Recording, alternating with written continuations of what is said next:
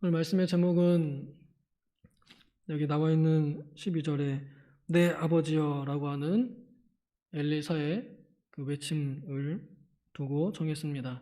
내 아버지여. 우리는 어버이 주일을 이제 맞이하여서 저는 오늘 새벽에는 내 어머니니라 하고 어머니에 대한 그 제목을 두었고요. 또 오늘 밤에는 아버지에 대한 제목을 그렇게 두었습니다. 그렇지만 꼭 어머니라는 한정적인 그 성별에 국한되지 않고 또 아버지라고 하는 국한된 성별에 묶이지 않습니다. 이 어머니와 아버지라는 명칭은 나의 부모님들 혹은 우리의 부모님들이라는 의미로도 같이 쓰일 수 있고 또 받아들이기에 충분하다고 생각합니다. 엘리사와 엘리야의 이 만남은 참 추억에 젖었던 그런 모습으로 저에게는 읽혀집니다. 하나님께서 이 엘리야 선지자의 그 기도에 부름에 응답하셔서 불을 확 내려주셨던 그 사건 이후에 엘리야 선지자가 시험에 들었습니다. 그 소식을 듣고 나서 이세벨 그 악한 왕비가 너 내일이면 죽을 거야 이랬더니 아이고 난 이제 죽었다. 하나님 나밖에 안 남았어요. 이젠 다 죽었어요. 이제는 더 이상 하나님 제대로 섬기는 사람 아무도 없어요. 나만 열심히 있어요.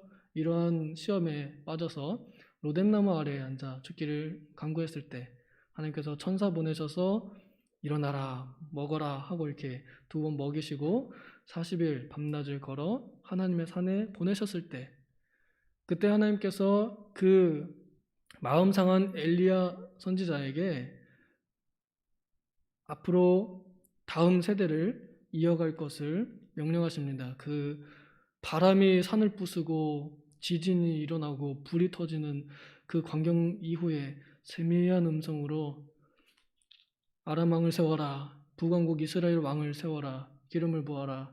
또 너의 뒤를 이어 엘리사를 너의 후계자로 세워라. 이렇게 명령하십니다. 그 명령에 따라서 이 엘리야 선지자는 엘리사를 찾아갑니다. 소를 12결의를 이렇게 몰고 간다고 표현이 되어 있는데요. 그때 만날 때 아마 엘리사 선지자는 돈이 많았던 것 같아요. 제가 보기에는 소가 그렇게 많으니까요. 그런 부잣집 아들로 혹은 아닐 수도 있습니다. 어쨌거나 중요한 것은 그냥 열심히 자기 일을 하면서 소를 보고 있던 한 그냥 평범한 사람이었습니다. 근데 그에게 가서 자기의 겉옷 엘리야 선지자가 이렇게 딱 그 소 몰고 오는 그 엘리사 선지자 엘리사 소 타고 갈 때 엘리야 선지자가 옆에 와가지고 같이 걸어가다가 자기 옷을 이렇게 딱 걷어가지고 탁 던져서 이렇게 줍니다. 이 모습이 처음 엘리사와 엘리야 선지자의 만남입니다. 그러면서 엘리야 선지자가 엘리사에게 나를 따라오라 하고 이렇게 말합니다. 이에 대해서 엘리사 이제는 선지자입니다. 그가 안 돼요 싫어요 이렇게 하지 않고 바로 그를 따라가며 그 송별 파티를 열어주고 떠났습니다. 이렇게 해서 하나님께서 이 두 사람을 스승과 제자로 그렇게 묶어주셨습니다. 그러고 보면 우리의 인연은 참 우연이 없습니다. 우리의 만남은 우연이 아닙니다. 하나님께서 얼마나 세밀하게 또 어떤 계획들인지 우리는 알 수 없지만은 하나님의 크신 뜻을 위하여 우리 사람들을 인연과 인연으로 묶어서 합심하여 함께 하나님의 일을 하도록 그렇게 이루어 가신다는 것을 봅니다. 그때 하나님께서 세우라고 했던 기름 부으라고 했던 이 사람들 엘리야 선지자는 직접 기름을 붓지 못했습니다. 그 후대인 엘리사 선지자가 한 명 기름 붓고 그 다음에 엘리사 선지자의 다음 제자에게 또 그 기름을 붓도록 그렇게 이 사역이 하나님의 일이 이어져 가게 되는 모습을 우리는 성경을 읽다 보면 볼 수가 있습니다. 이런 그 아주 좋은 큰 하나님의 큰 그림 안에서 이 두 사람은 아주 좋은 스승과 제자의 모습으로 같이 생활을 했습니다. 그리고 우리가 이제 지내다 보면은 어느 날인가는 이별의 때가 옵니다. 그 몸이 직접 이 세상을 떠나는 사별의 이별을 겪거나 혹은 우리의 거처가 옮겨짐으로 인해서 당하는 그런 이별도 같이 우리는 맞이하게 되는데요. 이제 오늘 나오는 그 본문에 읽은 이 이별은 이제 몸이 떠나는 그런 이별이면 다시는 이제 볼 수 없습니다. 그 모습을 이제 어느 정도 낌새를 좀 알아채고 이제는 이별이 가까이 왔다 하는 그런 느낌을 받는 것 같습니다. 여기 사람들이 하는 얘기를 보면은 머리 위로 올려가실 것을 아십니까? 라는 거는 이제 떠날 때가 얼마 안 됐다 이런 느낌을 주는데요. 이런 뭔가 변화의 조짐이 있는 그 상황 속에서 세 번씩이나 엘리야가 나랑 같이 갈래 이렇게 말합니다. 여기 나와 있는 거는 너는 여기 머물러라 하고 이렇게 말합니다. 근데 이 말은 너는 여기 머물러라 하는 말은 정말 여기 진짜 네가 여기 남아 있으면 좋겠다 막 그런 의미일 수도 있지만은 많은 우리 그 선배 목사님들이나 또 제가 생각하기에도 진짜 가져가기 미안해서 그러니까 앞으로 고생길이 훤한데 감히 내가 책임져 주지 못할 만한 그런 길이지만 그래도 같이 가면 좋겠는 마음으로 너는 여기 머물러라 하고 이렇게 말하는 것 같아요. 그렇게 여기 머물러라 여기 머물러라 하면서 길갈에서부터 베델과 또 여리고 그리고 요단 그리고 요단 건너편까지 그렇게 말합니다. 이때 이 엘리사와 엘리야의 심정이 어땠을까? 엘리사 입장에서는 이제 스승님이 자꾸만 나를 두고 어디 가려는 것 같은 그런 느낌이 들고 또 엘리사 선지자는 이제 얘를 두고 이 철모르는 이 얼마 안 된 이 제자를 두고 정든 이 제자를 두고 떠나야 되는 이제 앞으로 내가 옆에 없으면은 얘가 어떻게 잘할지 모르는 그런 이 상황 속에서 이렇게 머물러라 할 때 이 엘리사 선지자 그 제자가 당신이 가는 곳 어디든 내가 같이 가겠습니다. 나 함께 가겠습니다. 따라가겠습니다라는 의지를 가지고 따라갑니다. 저는 이 모습이 참으로 너무나 보기 좋았어요. 물론 이 말씀이 우리에게 그대로 적용돼가지고 어디 목사님이 이동하시면 그 목사님을 따라서 이동해야 되는 일이라 절대 그런 건 아닙니다. 그때는 오히려 여기 머무르는 것이 더 맞습니다만 마음으로 그 스승님을 끝까지 따르고자 하는 배반하기를 원하지 않는 배반 절대 하지 않겠다 하는 마치 그 베드로의 그 고백과 같은 그런 말입니다. 그렇게 이 엘리야와 엘리사 선지자는 요단 앞에 서서 이제 마지막 그 이별의 순간을 앞두고 있습니다. 우리가 읽은 것처럼 엘리야 선지자는 하나님의 영감이 충만한 사람이었습니다. 성경의 다른 본문의 다른 성경에 엘리야 선지자에게 하나님의 뜻이 어떻게 임하는지 그 하나님의 천사를 통해서 하나님의 뜻이 전달되는 그 과정을 보여주는데요. 그래서 하나님과 은밀하게 남들은 모르는 그런 비밀들과 또 능력의 방법들을 알고 있는 그런 사람이었습니다.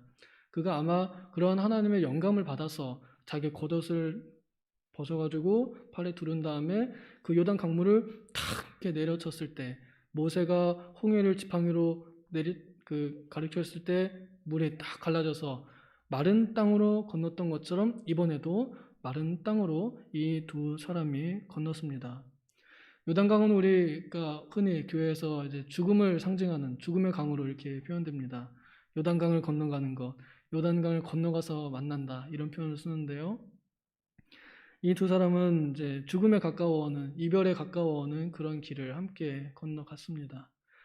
그 많은 땅을 이제 건너고 나서 다시 물이 차왔고 그들은 조금 더 떨어져 있는 곳 그래서 저 멀리서 신학생들 여기 성도들의 제자들이 되는데요. 지금으로 말하면 신학생들입니다. 같은 길을 걸어가고 있는 그 다른 제자들이 멀찍이서 보는 그 자리에서 두 사람의 은밀한 대화, 비밀스러운 대화 그 둘만이 알 수 있는 대화가 이어지고 그리고 여기에 기록이 되었습니다. 엘리야 선지자가 이제 떠날 때가 되어서 엘리사에게 이렇게 말하죠. 내가 이제 떠나야 되는데 너 나한테 필요한 거 있으면 달라고 얘기해라. 내가 다 줄게.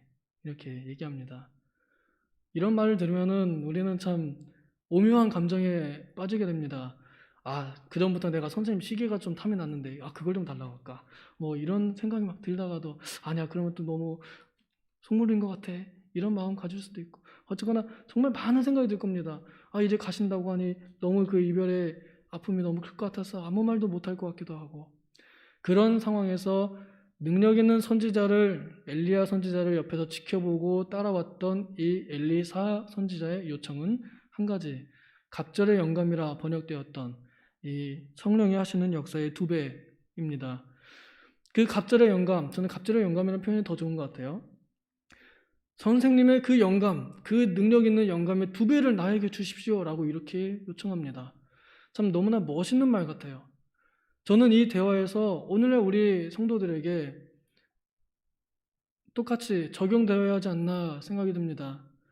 스승과 제자, 그리고 부모와 자녀들, 다음 세대를, 이 현 세대를 끌고 온 사람들과 그리고 다음 세대를 물려받고 이끌어야 할 그 사람들 사이에 이루어지는 대화입니다. 내가 너에게 뭘 줄까? 갑절의 영감을 주십시오. 내가 이 다음 세대에게 무엇을 물려주어야 할까? 이것을 생각해 보는 것입니다. 그냥 가는 것이 아니라 뭔가를 남겨주고 가려고 하는 그런 마음을 표현했습니다. 저는 우리 교회가 점점 더 어두워져 가고 있고, 그래서 저 영국이 100년도 안 돼서 많은 교회들이 문을 닫고 이런 교회가 거의 문연교회 거의 없는 그런 현실이 오늘 우리 대한민국에도 일어나는 것을 보면서 다음 세대들에게 우리가 무엇을 남겨주어야 우리 교회가 문 닫지 않고 살아있을 수 있을까? 역시 답은 갑절의 영감입니다. 그럼 문제는 이 갑절의 영감을 나와 그대로 붙이기에는 나는 갑절의 영감이 아닌 것 같아요. 우리는 엘리야나 엘리사 선지자 같은 그런 영감 있는 능력이 별로 없습니다. 그저 그냥 세상 속에서 그냥 구차하게, 또 때로는 참 비참하게 비굴하게 그렇게 살아가는 참 연약한 사람들입니다. 그러나 이 성령은 오늘날 우리 보혜사 성령 하나님이 함께 하시는 능력으로 더욱 강해졌습니다. 이 능력이 오늘날 우리에겐 더 풍성하게 있습니다. 보혜사 능력, 예수 그리스도의 영이 우리 안에 있기 때문에 우리는 이 세상에서 가장 능력 있는 갑절의 영감을 가진 그러한 사람들입니다. 이러한 영적인 능력을 가지고 있는, 영적인 재산을 가지고 있는, 영적인 유산을 물려줄 수 있는 그런 세대입니다. 그런 아버지 세대, 그런 어머니 세대가 바로 우리들입니다. 그런 우리들이 우리 자녀들에게 무엇을 물려줘야 될까? 좋은 집, 땅값 올라간 집? 아니, 성령을 물려줘야 됩니다. 성령을 우리가 준다는 건 아닙니다. 우리가 그 성령의 능력의 확실함을, 정말로 하나님께서 존재하심을 나타내는 것, 정말로 그렇게 그런 믿음을 우리가 보여주고 떠나가는 것, 그것이 우리가 이 자녀들 또 다음 세대에게 물려주어야 할 정말 소중한 믿음의 유산이라 생각합니다. 이 말을 듣고 엘리야가 야, 그거 참 너무 어렵다. 이건 인간적인 능력으로는 절대 안 돼. 이건 하나님만이 하실 수 있어. 근데 네가 나 올라가는 걸 보면 너 그거 받을 수 있을 거야. 라고 이렇게 말해주고 갑니다. 하나님의 뜻입니다. 이 일은 저에게 참 많은 또한 감동을 줍니다. 나 가는 길을 끝까지 보거라. 이거예요. 나 가는 길을 끝까지 잘 봐. 내가 어떻게 하늘로 올라가는지 네가 좀 잘 봐라. 이거예요. 우리가 가는 길을 우리는 끝까지 그들에게, 자녀들에게 보여줘야 합니다. 그들이 보일 수 있도록 보여줘야 됩니다. 나 혼자만 새벽 예배 가는 거 아니에요. 애들이 졸더라도 내가 어떻게 새벽 예배를 가는지, 내가 얼마나 피곤한데도 하나님 앞에 예배를 드리러 가는지, 내가 얼마나 돈이 없는데도 헌금을 어떻게 드리는지, 내가 얼마나 성도들을 위해서 구제하고 봉사하는지를 그들이 보일 수 있도록 보여줘야 됩니다. 우리 교회 애들은 집에다 떼놓고 오고 우리만 교회 오고 나만 신앙생활 하는 사람 아니, 그거는 이어지지 못합니다. 그들이 보지 못합니다. 그들의 눈을 가리는 것입니다. 우리 자녀들이 우리의 가는 길을 보일 수 있도록 우리의 옆에 그들을 두어야 됩니다. 이 두 사람이 이별을 전에 나눴던 이 비밀스러운 대화는 앞으로 엘리야가 다음 세대에 더 어려운 세대 속에서 더 능력 있고 더 힘있게 사역할 수 있었던 아주 중요한 기간이었고 아주 중요한 기회였고 순간이었습니다. 이 순간이 없었으면 엘리사 선지자 힘이 없었을 것 같아요.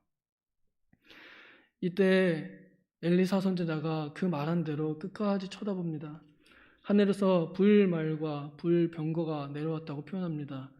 도저히 사람의 힘으로는 그걸 뚫을 재간이 없어요. 엘리야 선지자가 올라가는 걸 막을 재간이 없습니다. 그 바람을 막을 재간이 없습니다. 하나님의 바람이, 하나님의 불이 그 둘 사이를 갈라서 세웁니다. 붙잡을 수 없는 그런 이별입니다. 그 모습을 이 엘리사 선지자가 끝까지 봅니다. 제가 어릴 적 배우기로는 그 눈에 먼지가 들어갔다라고 배웠습니다. 바람 타고 올라갔으니까 당연히 먼지 불었을 것이고 눈 계속 봐야 되니까 눈 떴어야 될 것이고 그럼 그 눈에 먼지가 찼을 것이다. 그런데도 엘리사 선지자는 그 아픔을 참고 끝까지 쳐다보았다. 의지적으로 그렇게 보았다라고 이렇게 배운 적이 있는데요. 저는 굉장히 공감해 가고 또 추측할 만하다 생각합니다. 그러한 모습을 끝까지 올라가는 그 모습을 어떻게 올라가는지 그 불말과 그 바람 속에서 어떻게 올라가는지를 끝까지 보았습니다.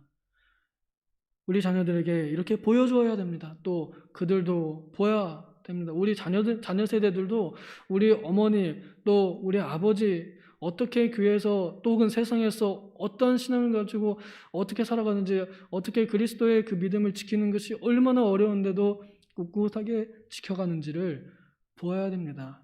그들을 외면해서는 안 되고 보아야 합니다. 그리고 나서는 이제 하늘로 올라갔습니다. 이제 이별이 끝났습니다. 그런데요, 바로 그 근처에 엘리야 선지자가 평소에 입었던 그 겉옷, 마지막으로 입었던 그 겉옷이 떨어져 있었습니다. 이거 그냥 읽고 지나치기 쉬운데요. 엘리야 선지자가 하늘로 이렇게 바람 타고 올라가면서 자기의 겉옷을 이렇게 벗어서 탁 놓았던 것 같아요. 뭐 그렇지 아니면 이제 엄청난 바람이 불어가지고 그냥 휙 벗겼을지도 모르겠지만 어쨌거나 하나님께서 벗기셨든지 엘리야가 스스로 벗었든지 그 겉옷을 내려주었습니다. 그 하늘에서 내려오는 겉옷, 참 시적인 표현인 것 같습니다. 하늘에서 내려오는 신앙의 유산, 이 올라가면서 내려주는 그 유산, 참 너무 고귀한 것 같습니다. 그 겉옷, 평생에 우리 선지자님의 그 스승님의 땀이 그리고 혹은 피가 묻어있는 그 옷을 집어듭니다. 그리고 자기의 옷을 찢고 난 이제 갈아탔다. 난 이제 우리 선생님의 노선을 이어간다 하는 모습으로 그 선생님의 옷을 자기가 주워 입습니다. 그리고 그것으로 다시 한번 선생님이 했던 것처럼 엘리야의 하나님 어디 계십니까? 하며 그 갈라졌던 요단물을 다시 한번 가릅니다. 이것은 엘리사 선지자가 엘리야 선지자에게 보고 배운 것입니다. 그가 보여준 것입니다. 야, 이렇게 하는 거야 라고 말은 안 했지만 자기가 그렇게 행동함으로써 보여준 것입니다. 보여주지 않았더라면 엘리사 선지자가 과연 모르겠습니다. 했을 수도 있겠지만 보고 배운 것이 저는 맞을 거라 생각하는데요. 그 보고 배운 것, 그 행동 하나가 정말 우리 자녀들에게 엄청난 영향을 미친다는 것을 우리가 기억해야 할 것입니다. 우리의 봉사하는 모습 하나하나, 우리의 예배하는 모습 하나하나, 저도 참 부족합니다. 내가 예배하는 모습이 우리 자녀들에게, 우리 애들에게 모범이 되지 않을 것 같다. 참 부족합니다. 그렇지만 보여줘야 됩니다. 힘들더라도 우리 자녀들을 위해서 내가 올라가면서 내려줄 건 이 겉옷 하나밖에 없다. 이 신앙의 유산, 내가 평소에 살던 그 행위 모습, 그 흔적이 그들에게 큰 유산이 될 것입니다. 이 엘리사가 그 겉옷 집어들고 그것으로 능력을 행하고 또한 갑절의 영감을 정말로 받아서 그 다음에 여러 가지 능력들을 행하게 됩니다. 시간이 많지 않으므로 그 내용들을 이제 생략하겠는데요. 엘리사 선지자는 그 올라가고 있는 엘리야 선생님에게 호칭을 이렇게 부르죠. 내 아버지여, 내 아버지여, 이스라엘의 마병이여, 이렇게 부릅니다. 이스라엘의 병거와 마병이여라는 것은 우리의 국방력이라 이런 의미입니다. 우리 국가를 참 잘 지켜주셨던 분이다라는 그런 호칭이기도 하고요. 그런 존경에 담은 말입니다. 저는 여기 두 마디의 외침, 내 아버지여, 내 아버지여 라고 외쳤던 그 외침이 너무나 사무칩니다. 아버지라 부를 수 있는 존재는 우리 세상에 많지 않죠. 그런데 여기 보면은 스승님을 두고 자기 아버지라 이렇게 불렀습니다. 우리가 이제 또 다음 주면은 스승의 날도 맞이할 텐데 스승 또한 우리의 아버지로서 그렇게 여기만한 존재인 것 같습니다. 남의 아버지를 내 아버지라 부르는 데에는 특별한 추억과 또 애정과 신뢰가 필요합니다. 내가 그렇게 불러도 충분히 인정해 줄 만한 그런 관계가 형성되어야 합니다. 우리의 자녀들이 또 우리의 스승, 또 우리의 목사님, 나를 가르쳐 주시는 나의 지도자, 나의 인도자, 나의 선배님이 과연 내가 부르기에 아버지여 라고 부르거나 혹은 제가 나를 아버지라 여길 만한 그러한 모습이 과연 우리에게 얼마나 있을까 우리를 돌아보게 합니다. 저는 이 호칭이, 이 모습이 오늘날 우리들에게 똑같이 일어났으면 좋겠습니다.